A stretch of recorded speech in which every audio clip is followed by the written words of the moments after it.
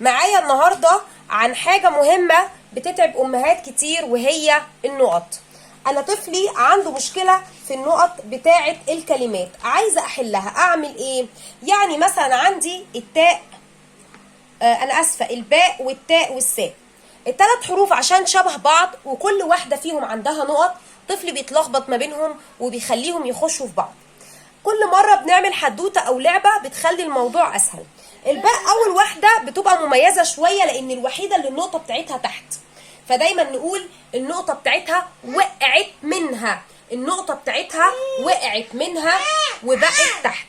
طيب حرف التاء، حرف التاء عندي فيه حدوته جميله قوي او معلومه كده بسهلها لطفلي. بقول له ايه؟